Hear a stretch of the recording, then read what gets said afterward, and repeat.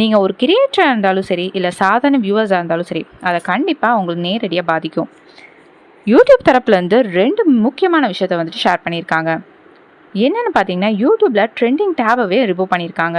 இனிமேல் trending நவுங்கிற page இருக்கவே இருக்காது. ஏன்னா சில வருஷங்களாம் அந்த வைரலான நியூஸ் எல்லாம் வந்துட்டு ட்ரெண்டிங் பேஜில் தான் காட்டும். ஆனால் இப்போது யூடியூப் என்ன சொல்கிறாங்கன்னு பார்த்தீங்கன்னா, டைம் ரொம்பவே சேஞ்ச் ஆயிடுச்சு. இப்போ நிறைய யூசர்ஸ் வந்துட்டு ஷார்ட்ஸ், ஹோம் ரெக்கமெண்டேஷன்ஸ், சர்ச் மூலிமா தான் வந்துட்டு ட்ரெண்டிங் நியூஸ்லாம் பார்க்குறாங்க அப்படின்னு சொல்கிறாங்க.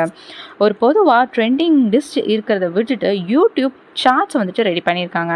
இது வந்துட்டு ஒவ்வொரு வகையான லிஸ்ட்டாக வந்துட்டு செப்பரேட் பண்ணியிருக்காங்க. என்னென்னு பார்த்தீங்கன்னா, மியூசிக், கேமிங், பாட்காஸ்ட் அப்படின்னு சொல்லிட்டு நிறையவே வகைப்படுத்தியிருக்காங்க. இந்த ட்ரெண்டிங் இப்போ ஒவ்வொருக்கும் வித்தியாசமாக இருக்கும்.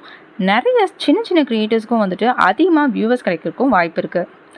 இன்னொன்று மிகப்பெரிய ஒரு நியூஸ் என்னன்னு பார்த்தீங்கன்னா வந்துட்டு, மானிட்டேஷன் ரூல்ஸை வந்துட்டு சேஞ்ச் பண்ணியிருக்காங்க.